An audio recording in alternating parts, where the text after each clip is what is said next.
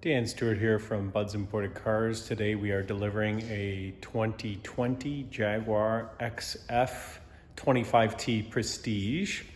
This is the vehicle right here. Beautiful Santorini black with an ebony interior. The vehicle is equipped with something called passive keyless entry. So I do have the key in my pocket. You'll see all the door handles have this little circle on it. So now I see that the mirror is power folded. So if I just put my hand on the inside of the door handle, it will automatically unlock and fold out the mirror. You can open up the vehicle. If I close it, all the door handles, you just basically, any single one of them doesn't matter. Just place your thumb inside the circle there. Again, as long as you have the key within basically a few feet of the door, then that passive keyless entry feature will activate. Just gonna go over to the driver's seat of the vehicle to fire it up and go through some of the features of this vehicle. So, let me just adjust the seat here for a moment. We'll fire up the car here, foot on the brake, press the start button, nice and easy. So starting over with the left here, you'll see, it's actually kind of hard to see, but in front of the power window controls, there is two buttons here, which let me just see if I can turn on the interior lights here. That maybe helps a little bit. If I press the left button here, you'll see that orange light come on. Now I can use this toggle switch just in the middle there to push it forward, backward, left, or right, and that will adjust the exterior mirror just like so, right? So you can adjust it as need be. If I press the right side, that will let me adjust the passenger side. And if you press these two buttons simultaneously, it will power fold the mirrors just like so. Press them again, it folds them outward. There's your power windows there, which you can of course put up and down. This is your child door lock system. So when that's activated, it won't allow you to open the doors from the inside of the vehicle. It also won't allow the vehicle, the rear windows to be power operated from the back seat there as well. Your power door locks, of course, and then your memory position seating. So once the seat, the steering wheel, which actually over here you'll see, this is your power steering column adjustment. So forward, backward, up and down, it's a powered steering column adjustment. And the mirrors are programmed to your preference. What you'll do is you'll press M, and then afterwards you'll press 1. And on the dash there, you see it says on the left, memory 1 setting saved. So you can do that for drivers 2 and 3 there as well. Now, on the left side of the stock, I will show you how this works for the automatic headlights. Now, before I do that, I'm just going to change the climate because it's quite cold in here. There we go. So if you take a look at the left stock here where the turn signal is, if I turn this to the auto position and then I let go, it's still going to go back to this little dot here. Now we can tell that basically they are in the auto position because they will always be in the auto position. Down here, that's telling you that your daytime running lights are on right now and your nighttime lights are on as well. So if in the case that you want to permanently kind of turn on your headlights, you can have that just turn to there, and again it will go back to the dot again. This dot feature is just basically preventing a scenario where you're driving around at night and you don't have your headlights on, because if it detects that you're driving and it's dark enough, then it will just automatically turn on your headlights no matter what. This one here is for what's called your parking lights, and that's just basically the front daytime running lights being on, and then the lights in the back there as well. If you turn it to off, it will turn off all the exterior lights. I'm just going to put it back to the auto position and hold it there for a few seconds, and now we're back in the auto position. There is a trip computer that's at the bottom of the dash there, so right where you see the kilometers on the vehicle. If I press this button at the end, when I tap that, it will go to the next thing at the very bottom there. So see, it says trip A. Now if I press and hold the button at the end, it will reset the trip, right? Press it again, shows you your average speed, average fuel efficiency, instant fuel efficiency, and then distance to empty as well, which a lot of people like to leave it as that, right? This car also has this thing on the left toggle here, where if I tap this backwards, that's going to turn on this little orange light, and that's your rear fog lights. So in the event that you're driving around in a very low visibility situation like a snowstorm or fog, then you can utilize those so that drivers behind you can see where your location is. So I'll just press that again to turn that off. Okay. Now moving over to the left side of the steering wheel, you'll see a menu button here, which I'm going to go through in a second, and there's track and tuning left and right for the audio system, and there's volume up and down just like so as well. There's a voice activation system here, which you can primarily just use for your making your phone calls. So if you know the name exactly as it's put into your phone book, you can press this and it will ask you what do you want to do. You just say call Bob Jones, and if it's put in your phone book as Bob Jones, then it will dial it automatically. Now this car, being a 2020, has the larger 10-inch touchscreen, which means that it's compatible for Apple CarPlay and Android Auto. If you have your phone hooked up with the Android Auto or Apple CarPlay, you can do a voice command by pressing and holding this button for 3 seconds, and that will allow you to do any sort of Siri command there as well. The mode will allow you to control between all your different audio inputs, so AM, FM, satellite radio if it's equipped, Bluetooth audio streaming. It'll just cycle through it as you press it. This is to pick up and hang up your phone calls. Now I'm going to go back to this menu button here. When I press this, you'll see on the dash there, this pops up and it says driver assistance. I'm just going to press the menu OK button again. That's going to make me go into the menu, and first thing there says collision avoidance. AEB is activated, which is automatic emergency braking. So what that is in the event that you're driving and someone abruptly slows down in front of you, if you don't press the brakes in time, it'll warn you on the dash. And if you still don't press the brakes in time, what it's going to do is start to apply the brakes in order to mitigate the accident. Cross traffic detection, if I go into that, the reverse is activated. So that just allows you to be backing out of a parking space, and if there's a car coming on either side of the vehicle, it will warn you with an audible signal and a visual on the backup camera there as well. I'm going to press left here. That's going to bring us back a menu. Left again, back another menu.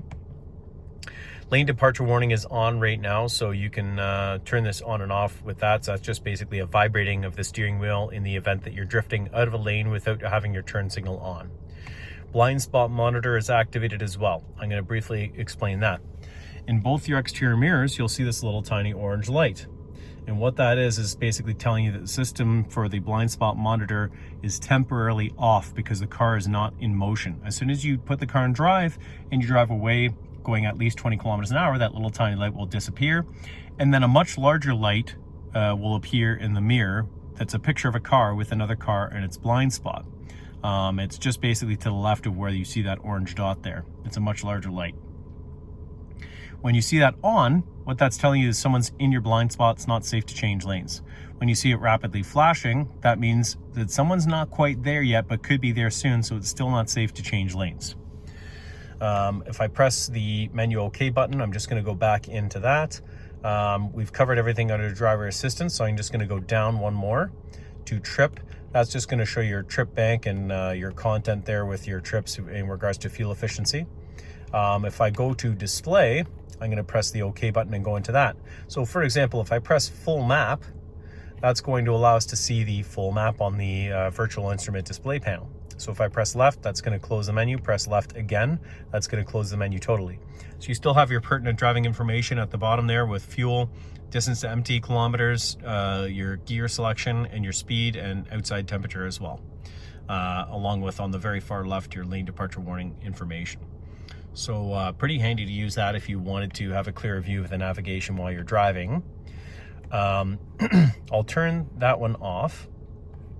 And then if I activate the torch effect, what that will do is basically dim the entire dash, and it will only highlight your current speed and the pertinent driving information, and kind of dims away the rest, which is kind of cool. You can also change the theme. So it's selected for technical, but if I press graphical, kind of changes the bit of the view there. Minimal will just kind of keep it a little bit more simplistic, and then journey, so you can see that kind of illuminates it in blue. I'll leave it back to the normal technical. I'm going to go left, and if I go down here to units, that will give me the opportunity to change the units for kilometers and miles for the speedometer, trip units for kilometers and miles as well, and then the pressure there for PSI or bar, and then temperature, Celsius and Fahrenheit. So I'll just go left here Language, obviously that's self-explanatory. If I go left here, I'm going to go down a menu into vehicle settings. So first thing there is security features, audible lock warning.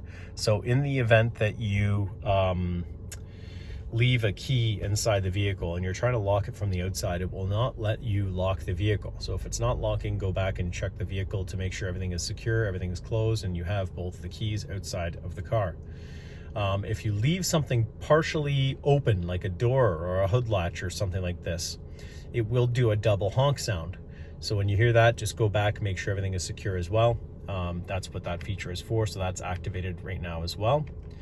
Then when I go down here, two-stage unlocking. So when you approach the vehicle and you pull on the door handle, you can have just the driver's door unlock, or you can have all the doors unlock.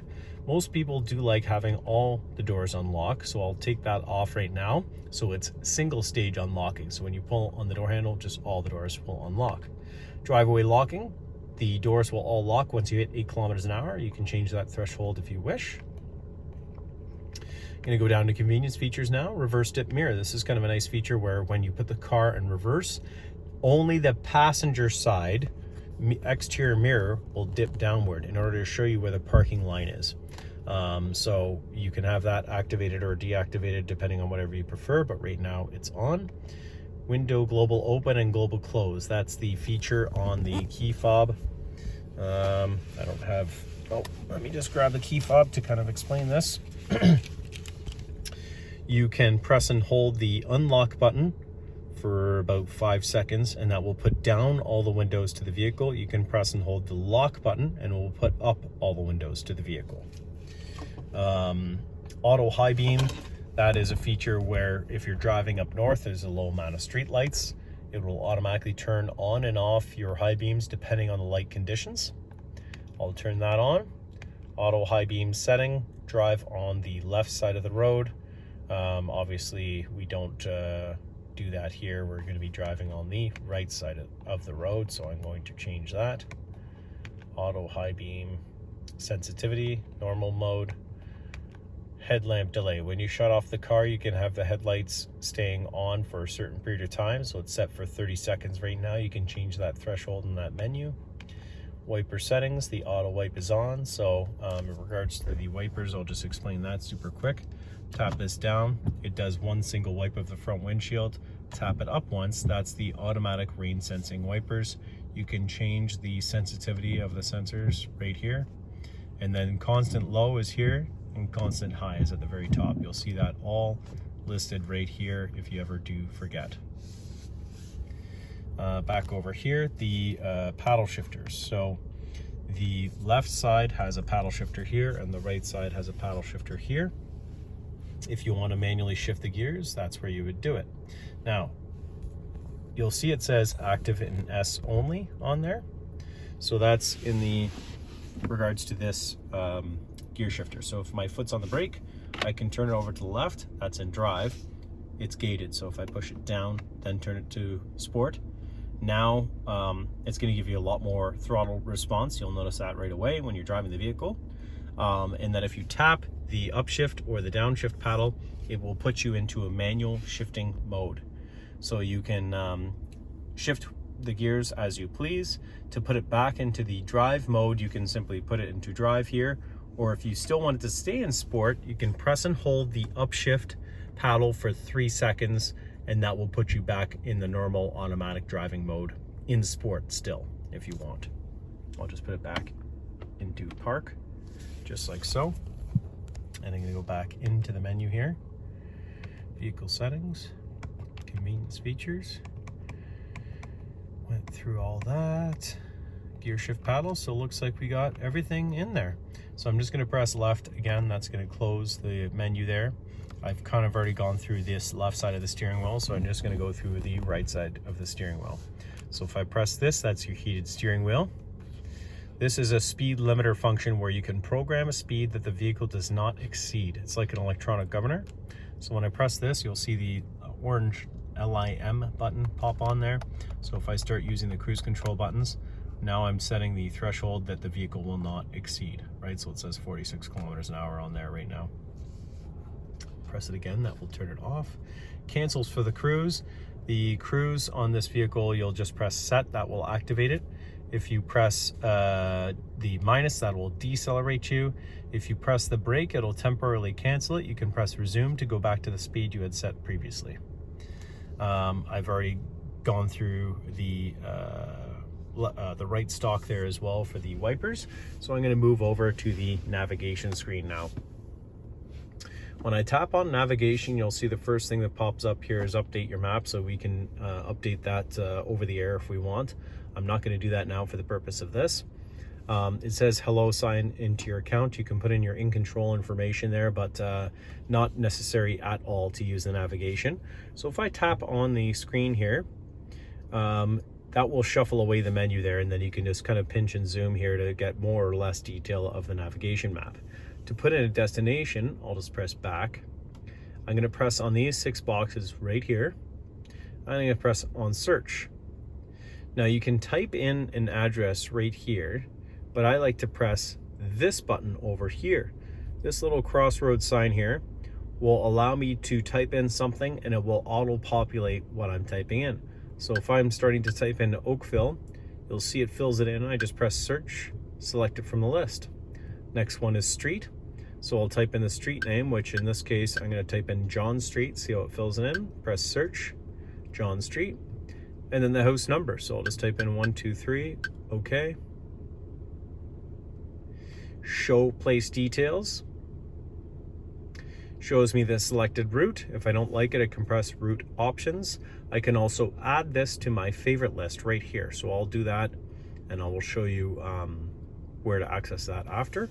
I'm just going to press start. It'll give you all the turn-by-turn directions, and it will show up on the virtual instrument display there as well. Estimated time it will take to get there, distance, and estimated time of arrival. So as soon as you meet up with the road, it gives you all the turn-by-turn directions. I'll just press this to pull up the nav menu again, and I'm just going to press stop guidance to stop. Now, I added that address to our favorite list. How do we access the favorite list? Press the 6 boxes here, press your destinations, and I go into favorites, and there it is, John Street. So it's nice to be able to do that. You can also add your home address here. People don't like doing that though, because if your vehicle ever gets stolen, they can just press home address, use your garage door opener, and get into your house. So we don't want to do that. I'll press the home button and go back here. If I press on media, that will turn on the audio system. Now, you can scan and seek just by pressing these arrows here. You'll see that there's a little star here. You can press the star to add something to your favorite list. These are all the radio stations that are already favorited. To remove something, as you already just saw, you press the star and that will remove it from the list. Source is all your different audio inputs. So if you put something into the USB inside the center armrest, which is right there, there's 2 of them there, and there's also an SD card for the navigation data. And the other inputs that would be here would be something like Bluetooth audio streaming if you have a Bluetooth device connected there as well. We'll go back.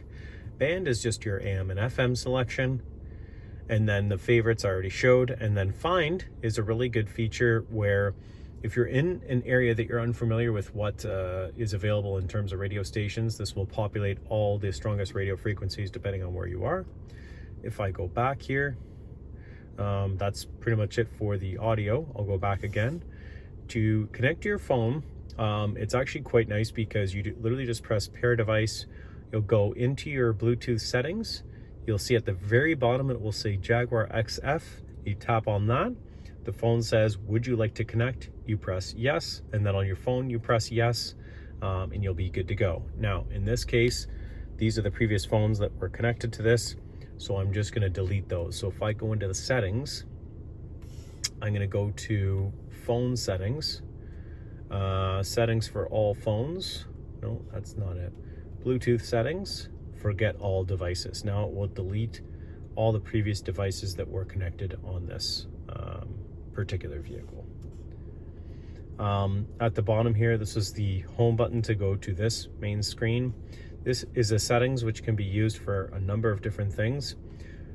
If I press on home settings here, this will give us the option to change the background. So you can select anything from this menu here. So if I tap this, you'll see it now changes the background again. The navigation, quick access, phone, audio, and then seats there as well. If I press on seat, you'll see this one is equipped with just heated seats. There's 3 different levels of that. You can turn it on and off just like so. This is for your camera. If we tap on that, you can just see what's behind you at any time. This is for your parking sensors. This will activate anytime you put the car in reverse. So we are in park right now, and if I try to press this, nothing will happen. It will just start blinking at us, right? It's because the car is in park. You'll see when I put it in reverse, it automatically turns on the parking sensors and I can hear the beeping immediately. If I put it in drive, since it was just in reverse, the parking sensors will stay on for a short period of time afterwards. It's usually about 10 seconds or something like this. If you want them off, you just tap that. Or if you're in the instance of pulling into your garage and you want the parking sensors to activate automatically while you're in drive, you just press this and it will turn them back on. To turn off the screen, I'll just turn that off. To turn off the screen, you'll tap this, press it again to bring it back. Down here, the sync is selected. So what that is for the climate in the event that you want to have the passenger side synced with whatever the driver has selected for the temperature. Now they're just basically one and the same. This is your heated front windshield, which is amazing for the winter time. Heats up the entire windshield, gets rid of all the snow and ice. This is your rear defroster there as well.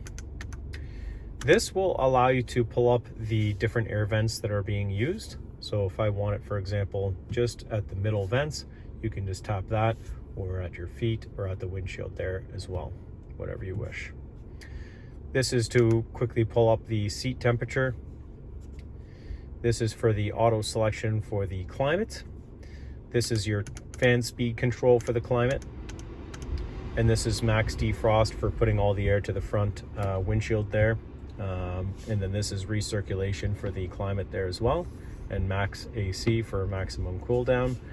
Power and your volume for the audio system. Gear shifter, already went through this. These are your different driving modes. This is dynamic. If I press this arrow here, it takes a brief moment to switch, but that will put you into dynamic mode. And what it does is basically changes the way that the vehicle drives to be a little bit more sporty. It'll tighten up the steering ratio. It'll quicken the gear shifting, give you a little bit more of a sporty feel and drive. This one is the comfort program. This is Eco, which will maximize fuel efficiency. This is rain, snow, ice, which will soften up the whole driveline to give you better traction when you're driving on a snow-covered road. This will turn off your traction and stability control system. Only time you'd be doing that is if you're stuck in snow or mud. Over here is to turn off the automatic start-stop system. So when the engine is up to normal operating temperature and you come to a stop, the engine will completely shut off. When you take your foot off the brake, it will automatically fire it right back up.